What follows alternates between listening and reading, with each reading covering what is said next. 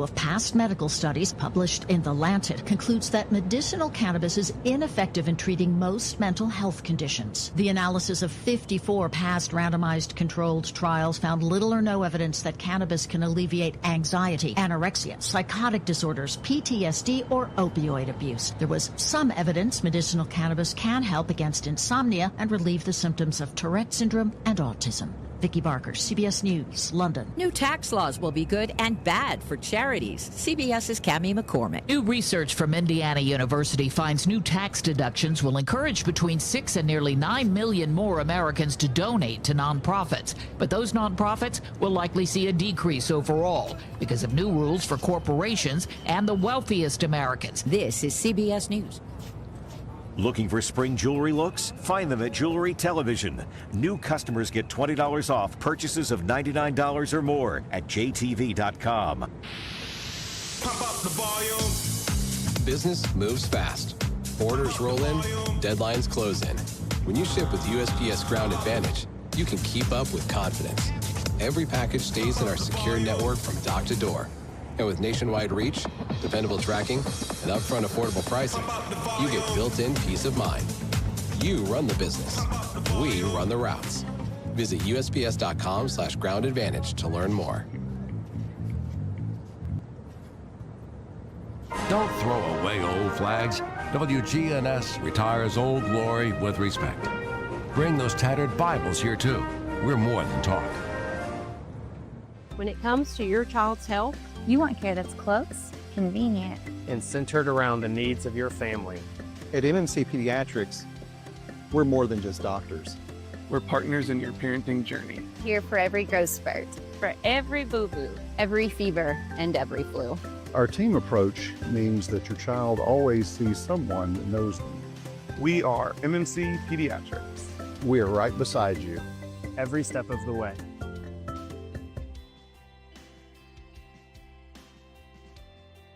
9 and AM 1450 Murfreesboro, FM 100.5 Smyrna, audio and video streaming at wgnsradio.com. This is the Roundtable.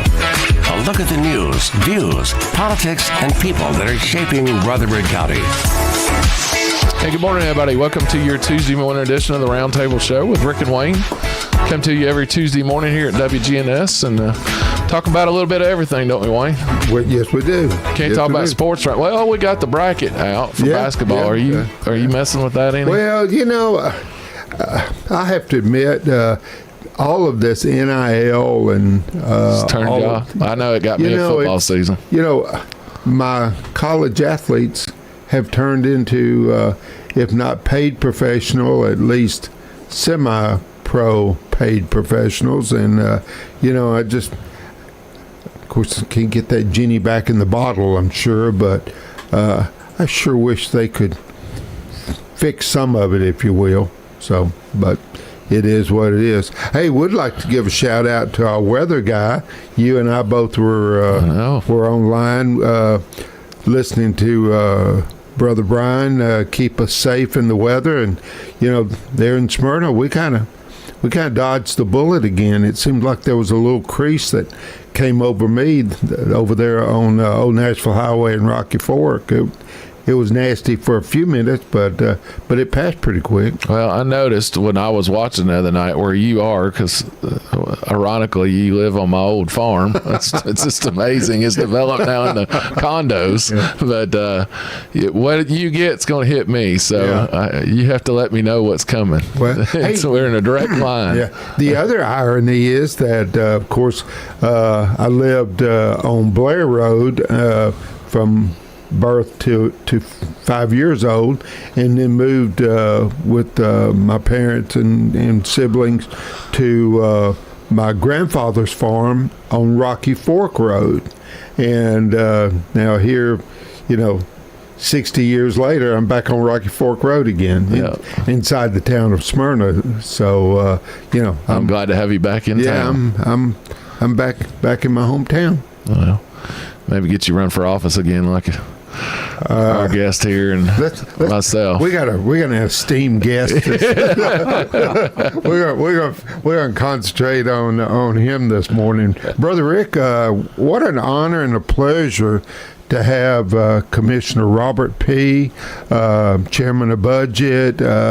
I know you've thoroughly enjoyed serving with him in the past, and now presently as well. And during my time on the school board and my time as county commissioner, knowing that Robert Peay was on the commission and that he was chairman of budget and had so much influence, it just gave me confidence in the process, and just so very proud to know him and to call him my friend, and that he's willing to serve this county community as like he has, and of course his family for years as well. So, Mr. Chairman, welcome this morning. Well, I'll tell you what, I'm ready to end the show now. After introduction like that, I really appreciate those kind words. But I would like to start off by talking about my family. Some of y'all I know have heard this, but my family's been here in Rutherford County and in Tennessee for generations. Some of my ancestors signed the petition to make Rutherford County a county. A couple of others. So have you been able to find that document, like John Lodell, maybe at Archives? Is there any? I've got family members that do a lot of research. Melissa Stroop, for instance, and she has a lot of those. If anybody's interested, y'all can contact me, and I can. I'd like get to you just in touch have with that. one. I'd frame it and put it on the wall. That would be cool. Yeah. Yeah. Well, a couple of them also raised the tax to build the first brick courthouse. And something more recent, we lost that huge sycamore tree that was in the front of the courthouse. Well, my cousins planted that tree. Our ancestors, we had our great-grandfathers are the ones that did that. Actually, back then, what they'd do is they'd go to the river and they'd find a tree that had washed over, and they would completely excavate it and then haul it. And that's actually what happened with that tree. They got it off the river, and my uncle and I did that when I was a kid. So that's how I learned how they did it. That tree was probably 5 to 10 years old when it was planted.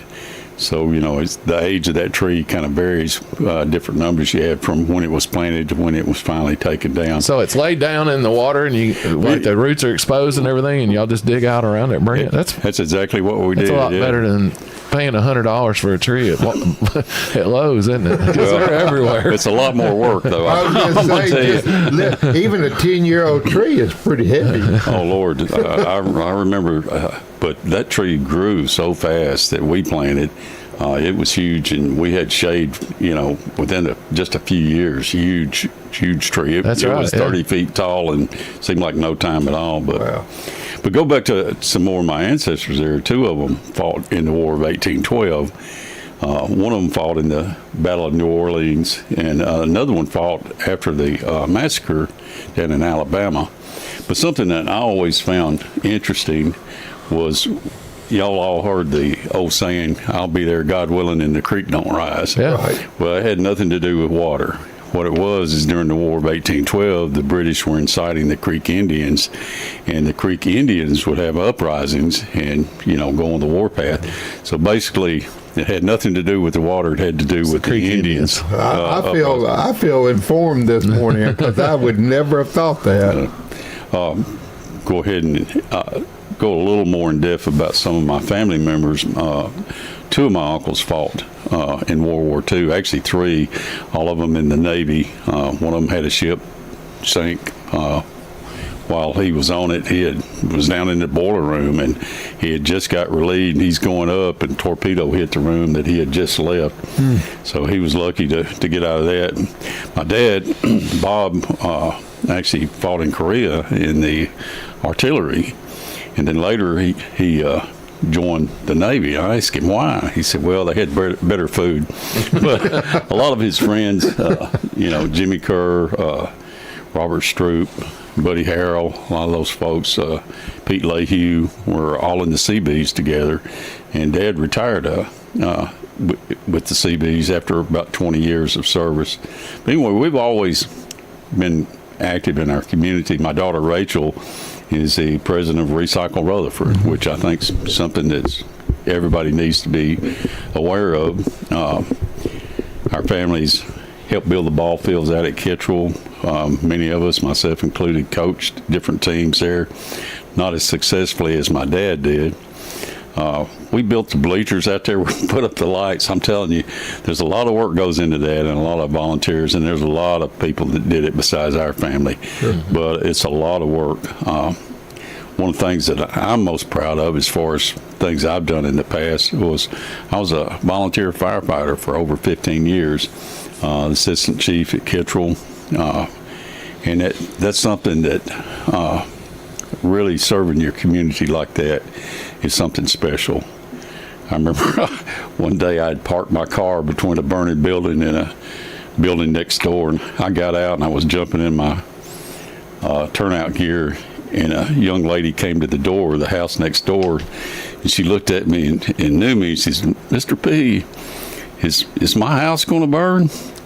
And I'm sitting there with my cars between her house and this car that's burning, and I looked at her and I said, "No."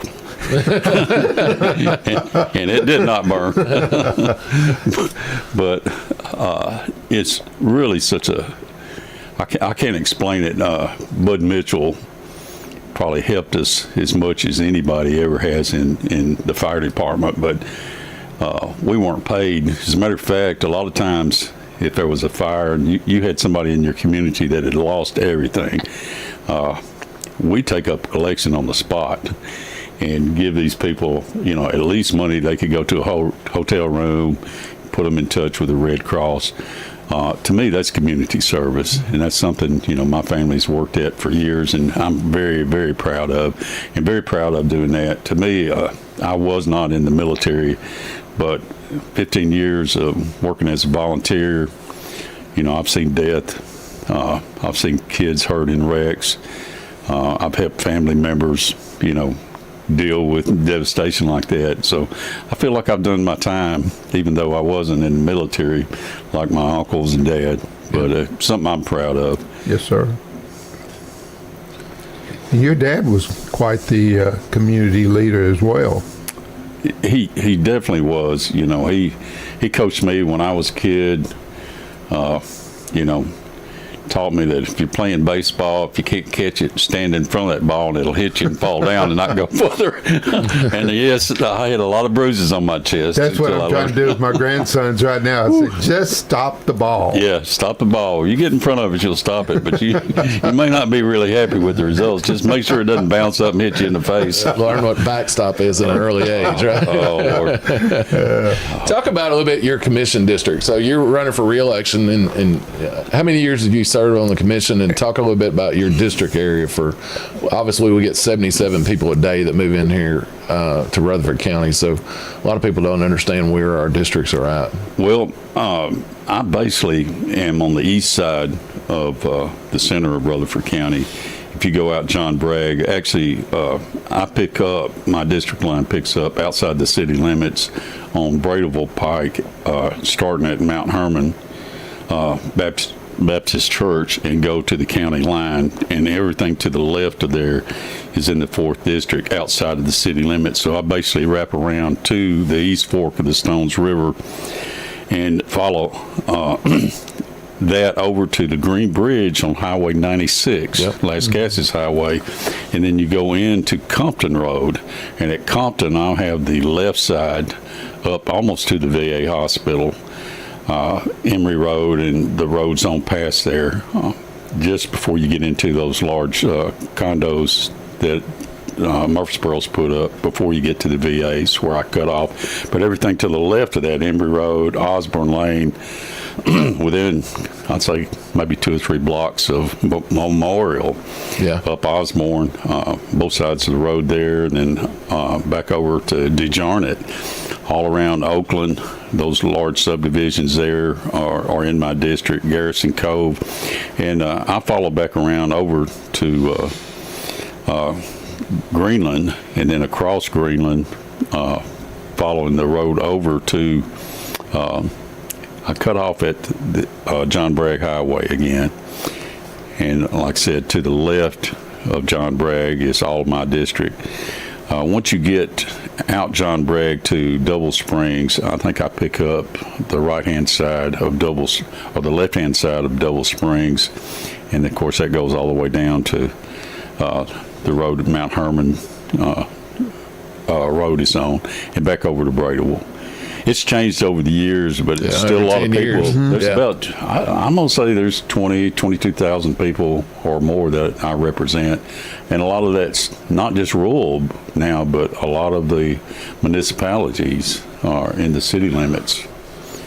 Well, I've learned real quick with taking over District 3 that I didn't have a whole lot of phone calls when I was in 12, 15 years ago because I was all inside the Smyrna city limits. But now being, how do you handle, because I've got from the Wilson County line all the way to basically pretty close to, if you want to think of it, Jefferson Pike all the way out to the Powell's Chapel, and then I take all along Stones River Road. I got everything over there. It goes all the way out to Walter Hill, the Leanna community. And how do you handle so many different communities? Because obviously with technology and stuff today, I'm trying to use that because what I have going on in Walter Hill and what I have over, I go clear over on the other side of Murfreesboro Road and the Nissan and Florence, Old Nashville Highway, Pioneer. People in Smyrna and Pioneer over there really don't care what's going on in Walter Hill, and same thing if you think out Mona Road. But it's tough, meeting everybody's needs. Well, it is. The people inside the municipalities are easier to deal with. First of all, they don't have the zoning issues that I have to contend with out in the rural areas because those zoning issues are overseen by Murfreesboro City or Smyrna, the municipality that the people are in. If you're out in the rural areas and you have to depend on me and our people, but we have a good working relationship with the road board, for instance. That's one of the big things. If there's problems with the roads, getting that taken care of. Chris and I become good buddies because with the road stuff. Well, for instance, if we have a storm, we've got trees down. We can call our fire department in the rural areas, but also the road board is extremely responsive. If I have a problem there, I'll call Cotton. And who's a superintendent for Greg Brooks. But they are so good about working with us. So that's one of the things is we've also, one thing I helped do was we started a kind of an infancy structure where we can work out in the county off the roadways in specific instances. If we have flooding instances, a lot of the flooding, if you're inside the city limits, you can call those guys and they're on it. Here in the rural areas, we finally do have some money put away that we can work on problems from flooding. And basically what they do, first they look at life safety, second property. So those are kind of the priorities. If you've got a lot of flooding issues, you say, well, why aren't they helping me? They're trying to help somebody first. There could be a loss of life or a loss of property. So they prioritize it like that. But we have basically got a public works infancy going that we work with Greg. So that's a good thing. Yeah, I agree. I hope that I'm lucky enough to be unopposed this time running on this, but I really hope that we're able to put together first this infrastructure program and things like that, because I know that whole, I'm talking about Sulphur Springs, that whole place floods. So every time a bad rain, the sinkholes fill up to a certain point, and then they take over the roads, and our roads are always closed down between 24 hours to 36, 48 hours. So it's we're getting too big, unfortunately, to allow it still to get. Those that lived out there forever know it, and they know the ways to get around it. But the people today, we're building neighborhoods, and then they come out to the end, and they're absolutely lost. And unfortunately, they're taking their life in their hands and trying to drive through it, not thinking nothing's going to happen. Well, you're exactly right, and it's scary. One thing I will commend our planning and engineering department is they've gotten a lot better at looking at areas that flood and how to mitigate that. Yep. Much better than what was happening in the past. I know before they would only look at immediate flooding in that specific area, but now they're basically having to trace it all the way back to the Stones River. Yeah. And that way, when they're doing that, you may put 50 houses right here and not have any kind of problems, but you could be causing problems downstream. And if you don't look at the whole area or look at it as a whole, and when I was on planning commission, actually I was on planning for 8 years, and that's one thing we started doing is looking at the whole scene, not just that area. So I'm proud of us having done that. I know during my time on the commission, we had to buy back some houses because 30 or 40 years ago, before they really realized, the flooding issues, the county allowed, to build some houses in some places probably should not have. But with all the expertise we have now, that I don't think that's a problem anymore, is it? It's not as bad as it used to be. Part of the changes that have happened, there have been updated FEMA maps that show flooding areas. That way you can get insurance or not. But I think that's helped part of what's going on. I don't know if you remember Nashville flooding decades ago. Mill Creek, every time it rained a drop, Mill Creek was flooding out. Right. And what they did is they developed software that would show if you put a house here, when you put a house or a structure or pavement up anywhere, that keeps the water from being able to saturate into the ground, which adds to flooding. And basically they came up with software that they developed that would show if you put X number of roofs on here at a slope, and a roof with a slope actually gives some acceleration to the water.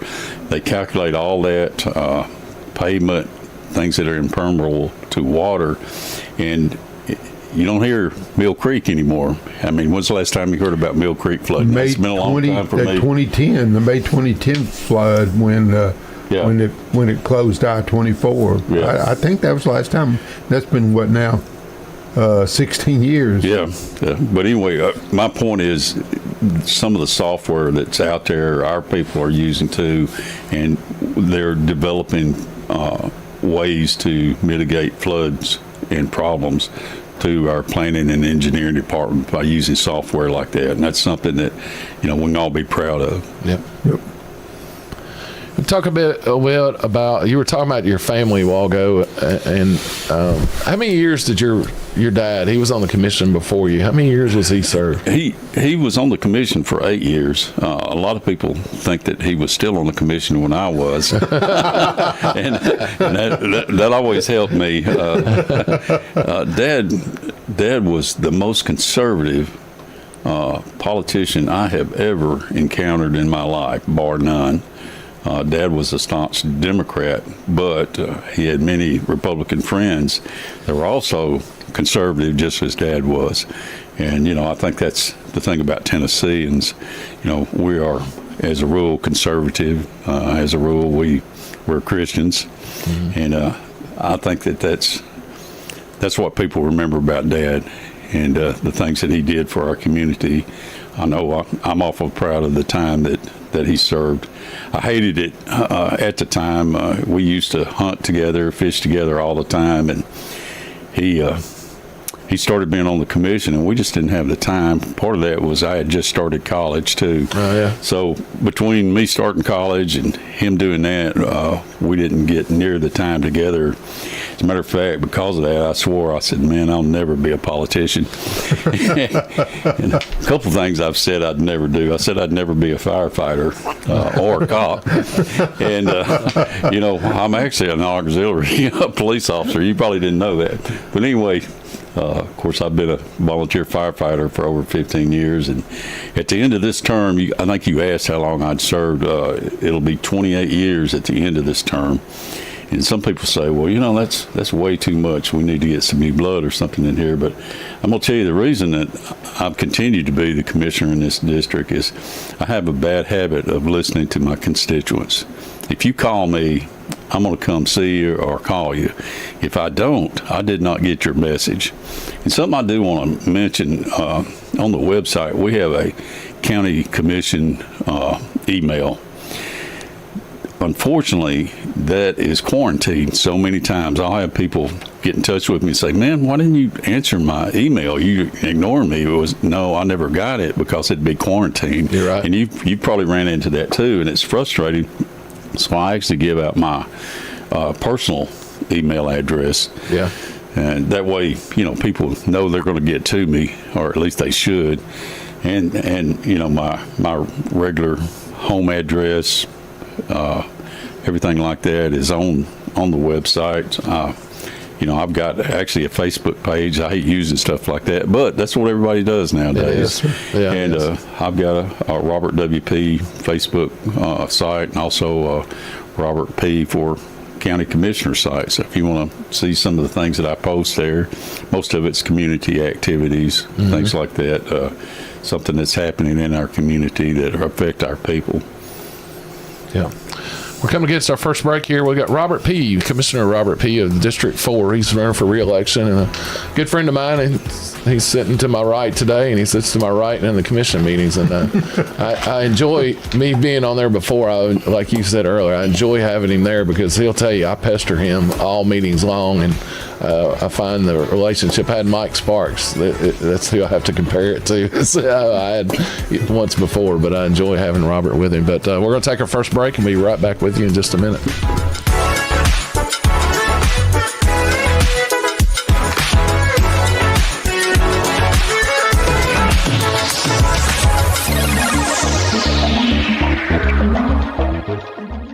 When it comes to your child's health, you want care that's close, convenient, and centered around the needs of your family.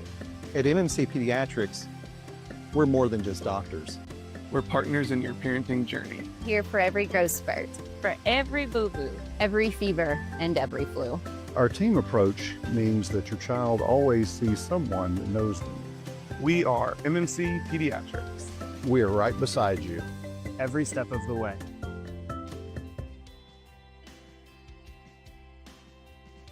What's the location of your emergency? I think my kid OD'd. Hi, I'm Craig Harris. I'm County Commissioner of Rutherford County. One of the reasons I ran for office is because I wanted to bring awareness to the opioid epidemic that's impacting our county. To stop providing this epidemic with people as we educate. We have a lot to do, and we have to come together as a community because this problem's not going away.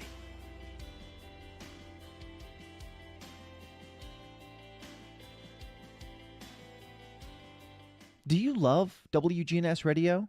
Well, now you can watch it too. WGNS BigGTV brings your favorite radio shows live and on demand. From breaking news and community talk to Rutherford County's top local sports. We've got it all right at your fingertips. Watch anytime, anywhere. WGNS BigGTV, where radio comes to life. When the weather turns bad, minutes, even seconds matter. This is an early heads up for southern Rutherford County. Rutherford Weather brings you live radar and expert meteorologist insight, giving you the early heads up when storms threaten. A lot of areas are going to see some impacts from this storm. From analysis to live camera views, we keep you informed before, during, and after the storm. I think the vast majority of the hail with this now is going to be quarter to perhaps golf ball size. Rutherford Weather. Stay ahead of the storm.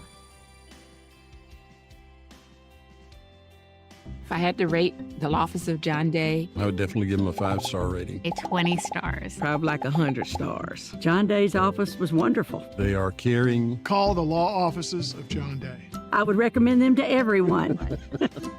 Over 1,000 times a year, a lawyer refers someone who needs help in a personal injury or wrongful death case to us because we treat every referral in a timely, professional way. Trust the lawyers other lawyers trust. Trust the law offices of John Day.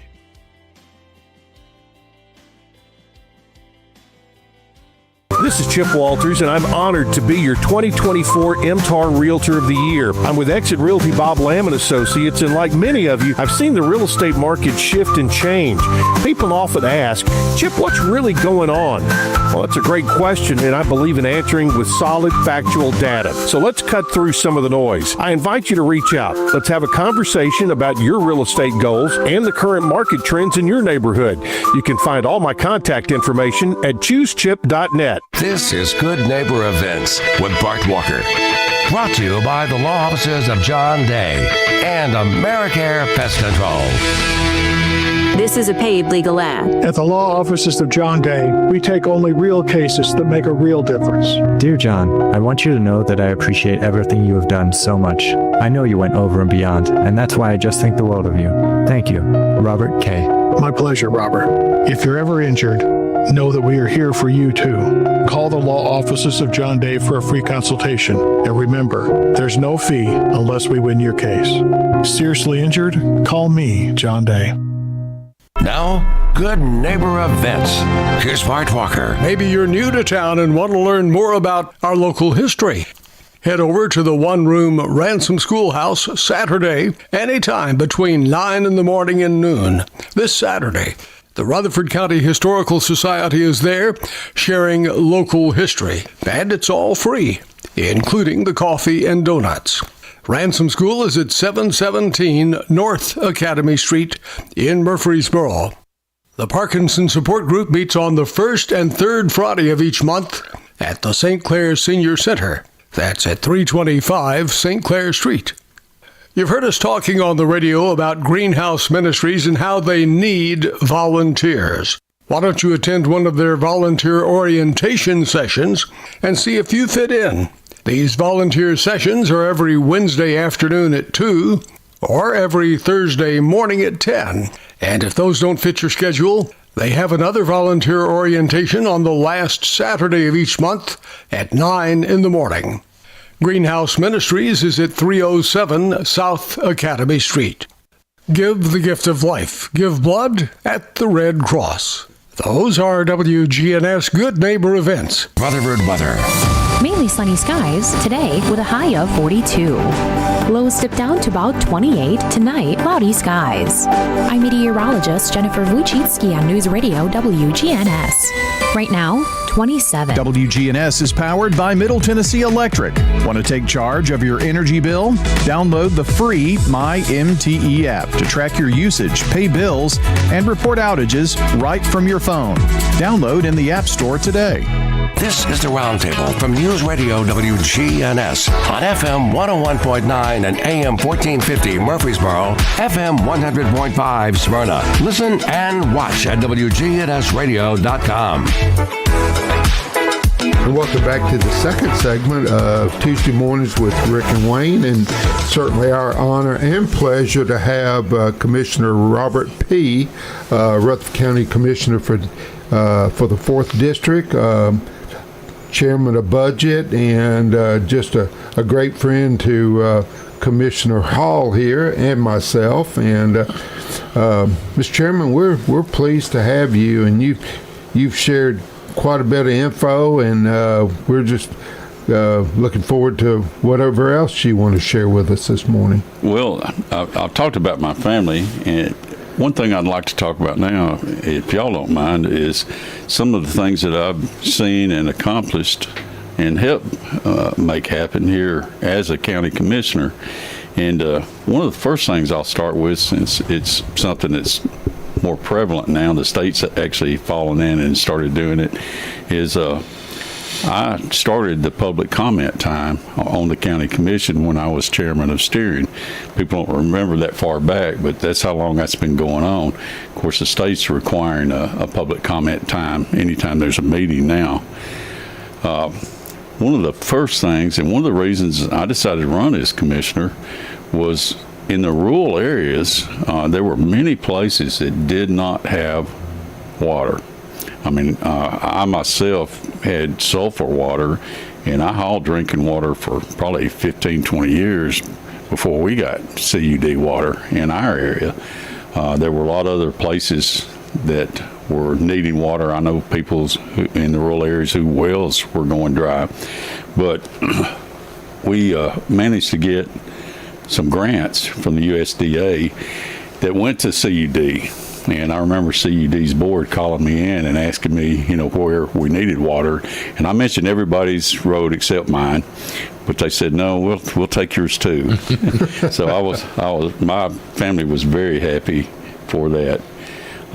Another thing that people don't realize, and it's unimaginable, but when I started on the county commission, I was also on planning, and it shocked me that we were approving subdivisions all over this county with no fire hydrants. That's right. And, I went door to door for years, taking up collections to get fire hydrants in the rural areas there with our volunteer fire department. But, it's hard to believe that we at one time did not have fire hydrants. Well, I'm proud to say the reason we did is because I kicked up enough dust in planning that the planning commission finally said, hey, enough of this. We need to start requiring hydrants. And that's one of the biggest accomplishments that I've done and very proud of. Sure. I've got a list of things, and I'd like to run through them, and then we can talk about any of them you want to. One of the things that disappointed me, and talk about budget, I'm chairman now, but when I started, of course, I wasn't even able to get on budget, but I attended all the budget meetings anyway, because where you're spending money, all of it goes through budget. But what was disheartening to me is I was invited out to Kittrell School for their reaccreditation. Never had been before, and I was pretty proud. And I got in there, and I'm sitting there listening, and they were saying how they did not have enough textbooks for their students to be able to carry books home at night. They had to share books and leave them in the classroom. And I was furious when I heard that. And the reason being is 2 days before I'd sat in a budget meeting where the school board had transferred $50,000 from textbooks that was unused into another line item. And I'm thinking, here, my kids out here don't even have enough money to get textbooks that they can go home and study with. Well, needless to say, I talked to the people that were on the school board at that time. They said, Kittrell, we've never had anybody come in here and say anything about Kittrell School. And I said, well, you better get used to it. and they have our kids out there now. Of course, we've got the money for their textbooks, and not only that, the technology that's needed, the notebooks and things like that they use, iPads. But a lot of this kind of gets back down to common sense, and I want to talk about myself and common sense just for a minute. I'm going to give you an example. I don't know, y'all remember in 72 was the last year the old high schools were still active. That fall, Oakland and Riverdale opened. But one of the schools that had to be torn down was the old Lascassas High School. It was basically falling in, and I was on the purchasing committee that took the bids to demolish that old school. Well, when the bids came in, there were about 4 bids. The second highest bid was $350,000 higher than the lowest bid. And the engineer that was overseeing it said, well, we know these guys that have the next highest bid, and that's who we recommend. We've used them before. We know they got the equipment. They'll get in there and get this done. And I looked at the engineer and I said, look, all you need to do that job is a front end loader and a dump truck. I said, we're going to make them give us a $50,000 bond. If they're not able to perform, we'll have $50,000 to go toward the next highest bid. Why don't you check this guy's and see if he's got the equipment and if he's got a good name. Well, they came back the next month and said, well, Mr. Peay, he's got a front end loader and he's got a dump truck and he has good references, and we'll go with the lower bid. So I saved this county $350,000 by insisting that we check and see. And as a matter of fact, he had that cleaned up and out of there in just a few weeks. So using common sense, and I can go on about that. One of the biggest jobs, Rick and Wayne can both tell you, one of the biggest jobs is saying no to stupid, not just coming up with other ideas. I'm going to go on with this list I've got here, and like I said, y'all can stop me at any time, but I fought to form our county fire department. And to keep adequate funding for our volunteers. I hated to see our volunteer system basically go away, but we don't have enough full-time firefighters, and we don't have enough volunteers either. And I would like to have seen a mixture of them. I think that's something would have helped us.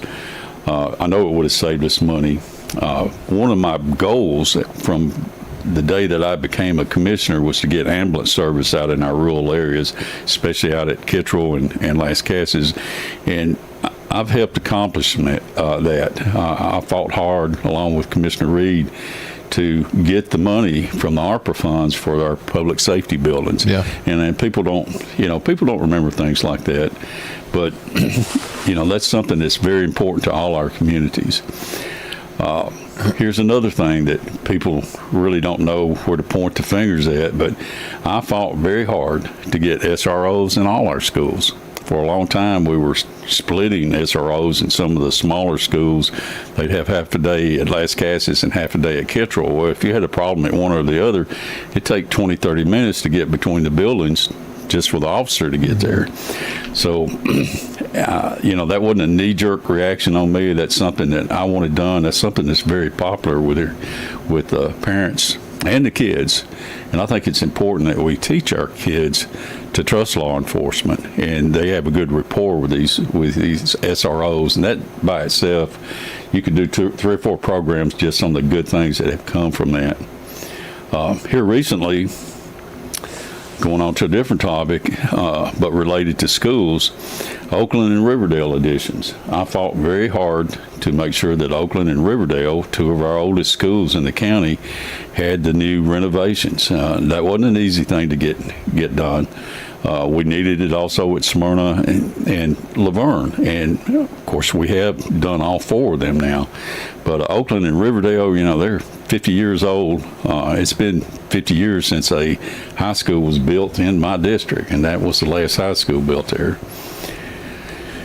Another thing that I've worked hard at as budget chairman, excuse me, is getting AAA bond ratings. Now that sounds trivial to people that don't deal with our county finances, but here's the thing. This didn't just happen, and it wasn't just me. But when I became chairman of budget, one of the things that I said is I want to work us toward getting a AAA bond rating. Well, part of the reason we got that is asking for it and wanting it. Not to mention picking up 2 others. And when we got the second AAA bond rating, we actually kind of let the third one know, say, hey, we got 2 other agencies we can work with. And I think that's part of the reason we picked up our 3rd agency. But that's something our county can be really proud of. The state is the only other entity. I think maybe 2 counties out of 95 have 3 AAA bond ratings, but that basically turns around and saves us millions of dollars when we have to go to the bond market to build schools, jails, or whatever. So that's something that keeps on adding up. Well, talk about it a little bit, not to interrupt you here. But no, that's fine. With Michael Smith in the last county commission meeting, we just went to market with those and did some refinancing part of that. And talk about the money saved on that deal alone with that AAA bond rating, because a lot of people out here says, well, what's really the big deal on that? But tell us a little bit about that, because that's why it's a big deal, what we were able to save. Well, it's kind of like refinancing your home. We're able to pay off some of our bonds early, and we set them up to do them that way. Most of the bond issues we do are 20 years. When we're able to go in and restructure that debt, we can save money. Since 2010, we've saved 25.3, somewhere in that neighborhood, $1 million by restructuring our debt. And that has to do with us being able to go in and repay or pay off early some of these debts. We also picked up another $1.4 million. I believe that's correct. Maybe 1.3. Mm-hmm. But in the last week or 2, had we done that a week or 2 early, we would actually broke even or not made the money. But our finance director is astute enough that he pulled the trigger at the right time. We weren't expecting the 1.4, whatever that total was. So anyway, we've saved $26.4 million since 2010. I know last time I ran, I'd advertised that we had saved $26 million, but that went back further. Those numbers came from Miss Nolan when she was finance director, and I'm not sure the date, how far back she went, but this money saved here went back to 2010, and as of this last week, that's $26.4, I think, $1 million. So that's a huge savings, and it not just a savings for that, but when we do go to bond, to buy bonds, to issue bonds, we get a preferred rate being AAA. So that's what the big deal is, and that's one thing we really need to work hard to maintain that.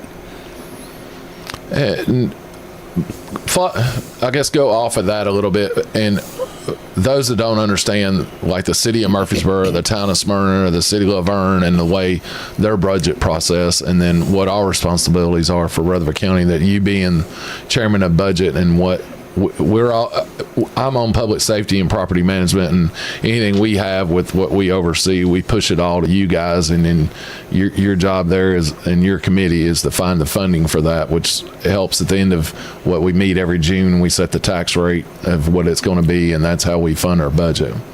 Go into that a little bit, because what you're doing right now is a pretty heavy load. It is, and it's difficult. The county has obligations that the municipalities don't. For instance, Murfreesboro City does not have to have a school system. The county is required to provide the schools. Now, where you have a joint city system like that, those revenues are shared. That's kind of a blessing and a burden. It's another time we could talk about for a long time. But the problem, one thing you find out pretty quick working on budget, I may not vote for all these projects that are out there, but at the end of the day, if they pass the commission, I've got to figure out how to fund them. Mm-hmm. Now, the problem is how we get those revenues. The main source of revenue that we have for the county is property tax. And unfortunately, that's the main source that we have to levy from. We do have wheel tax, we do have a mineral severance fee, we do have some hotel motel tax, but all those are minuscule compared to the revenues that we make on the taxes, the land taxes. But that's frustrating. We've tried for several years to work with our delegation in Nashville to get impact fees like the municipalities can, and it's frustrating not being able to do that. They have worked with us. We do get a certain amount per square foot nowadays. That can be upped after a period of time. We've also got about $8 million more a year from taxes that will come off industrial type buildings. So that's another source, and that's helped us. We're trying to work with the delegation more to understand these, but the good thing about having delegates that we got now, several of them, Charlie Baum, for instance, was on the county commission, Mike Sparks, and they know a lot of the physical problems that we have, so that kind of helps us, but still we struggle. I mentioned earlier, Harry Truman, president, once said that the buck stops here. Well, he wasn't correct. The buck stops at the lowest government agency, because the rest of them kind of pile on. Federal government passes it off to the state and gives them unfunded mandates, and the state passes that down to the county governments and gives us unfunded mandates, and we end up having to pay for that. So it's hard to come up with these revenues. One thing I want to mention, and I'm really proud of doing this, is our senior citizens, anybody over 65, if you're at a certain income level, and I think it's $67,000 a year, you can freeze your property tax.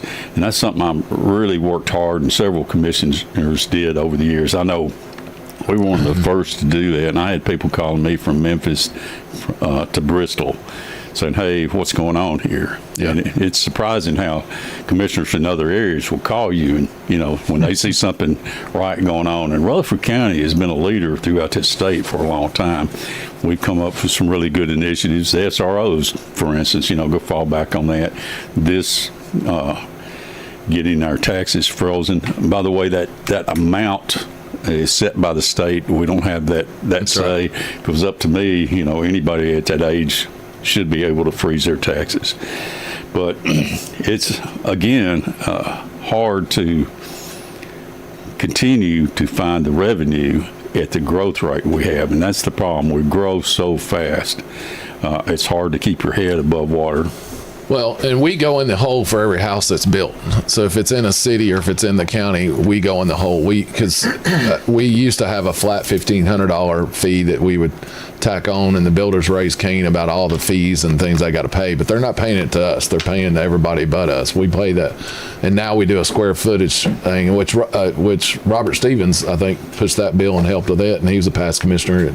It beat me in District 12, then went on as its state now, but was able to get that change done. And while that added $1 million, I guess I forgot what they said the last thing was, but about $7 million. It's added some funding, but it sure doesn't. Yeah, yeah, you're right. I'd estimated it around $8 million. Yeah. But again, finding that money and being able to continue. For instance, just our schools, we have reoccurring costs of over $40 million a year. That's right. And, $8 million sounds like a lot of money, and it is. But when you have reoccurring costs of $40 million just on that school system, where's the rest of that coming from? That's right. So that's, like I said, being on budget, you may not always vote for everything that comes through, but you got to figure out how to pay for it. That's right. We're going to take our second break here. You listen to Robert Peay, Commissioner of the 4th District here in Rutherford County, and we'll be right back with you in just a minute.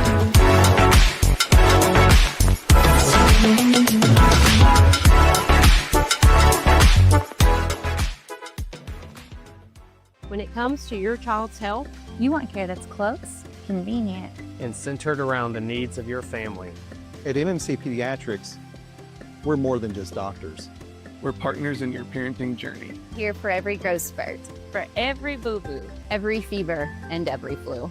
Our team approach means that your child always sees someone that knows them. We are MMC Pediatrics. We are right beside you every step of the way. What's the location of your emergency? I think my kid OD'd. Hi, I'm Craig Harris, I'm County Commissioner of Rutherford County. One of the reasons I ran for office is because I wanted to bring awareness to the opioid epidemic that's impacting our county. To stop providing this epidemic with people as we educate them. We have a lot to do, and we have to come together as a community because this problem's not going away.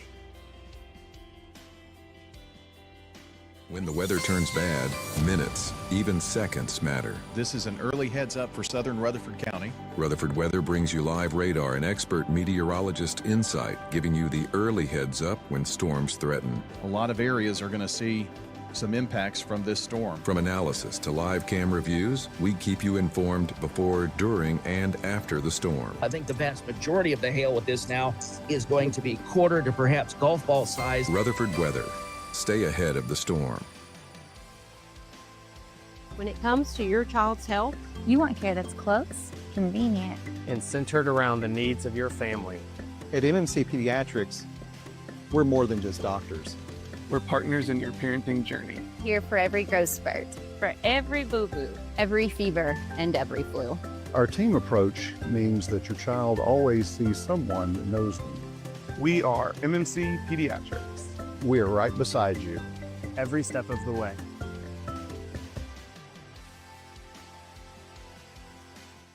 Local farmers, local meats, vegetables, and other produce at the Winter Spring Rutherford County Farmers Market. Bundle up and make your way every Friday at Lane Agri Park. SRM Concrete Concrete is the largest ready-mix producer in the country, yet is still family-owned and operated. Locally grown, nationally known, SRM delivers unmatched quality and service. You called, we haul.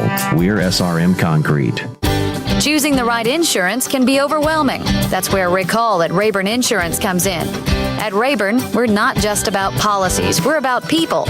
Rick Hall will take the time to understand your needs and find the best coverage at the best price. We've been serving our community since 1973. So why not let Rick Hall take the stress out of insurance? Rick Hall at Rayburn Insurance Agency, where you're more than just a policy number. You're our neighbors. This is the Roundtable from News Radio WGNS on FM 101.9 and AM 1450 Murfreesboro, FM 100.5 Smyrna. Listen and watch at wgnsradio.com. Welcome back to the third and final segment of Tuesday Mornings with Rick and Wayne.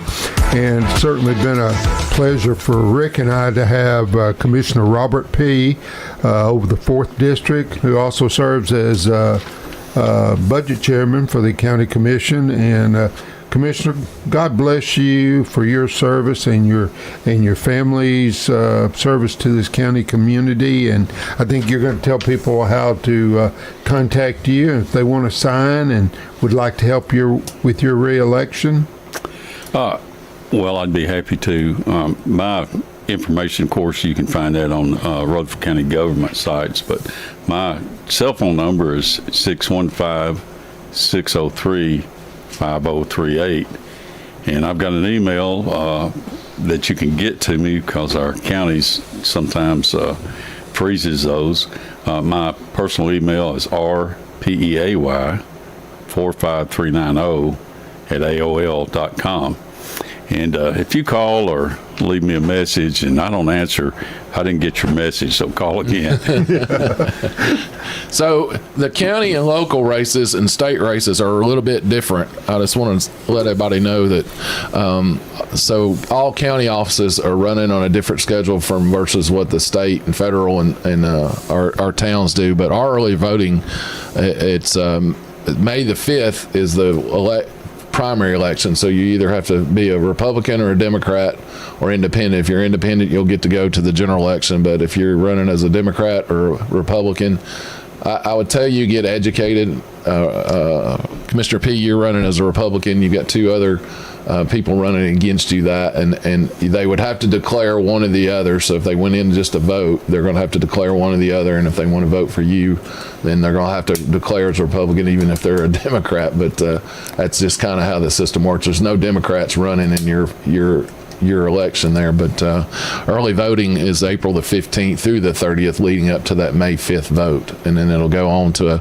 August 6th vote for the general election that will be, 4 months after that. But I just want to make sure everybody understands that. There's a lot of confusion. I had somebody call me yesterday, was really confused because there's some still getting petitions signed and things like that, and it's not our race. Ours is already closed in, and we know what's coming forward. Right, yep. Right. Well, listen, I appreciate you putting that information out there, and I want to humbly ask everybody that's listening for your vote. I'd like to continue working for you and the county, and I think one of the most important things the commissioner's doing is listening to his constituents, and that's something I'm been guilty of and will continue to be guilty of. If you've got a problem with zoning, an issue like that, you call me.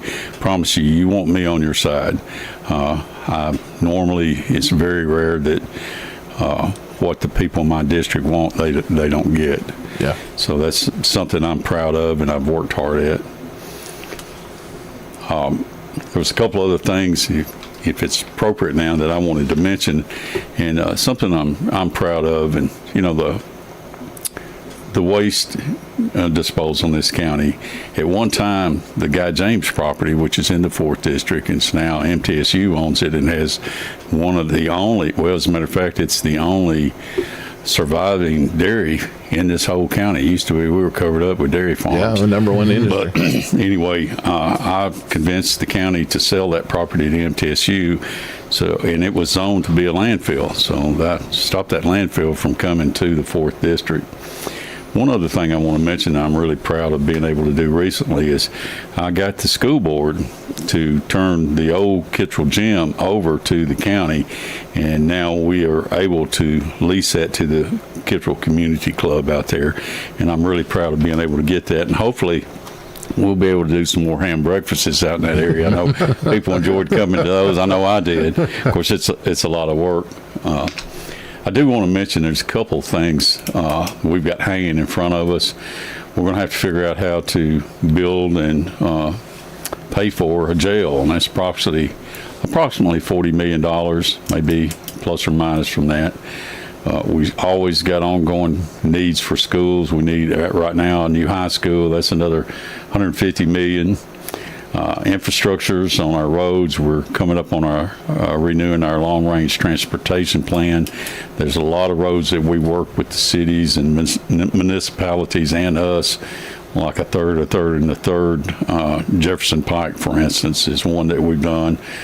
Florence Road, there's another, but there's many roads like that we've worked on. But something I want to mention is, and I think it's important to our community, not just my district, is maintaining a rural feel. We're losing, I think it's 9.25 acres every hour to development farmland that we're losing. That's over 200 acres a day in the state, and how that averages out. But anyway, we need to come up with a plan that we need to plan for our future, basically, but we need to preserve our past too. You know, part of the allure of Rutherford County is we have good education and we have beautiful farmland that people can see and drive through, and we need to help the farmers maintain that farmland. So that's some of the things that I want to work on in the future. One other thing that really concerns me, and this goes again back to the landfill, is the water quality.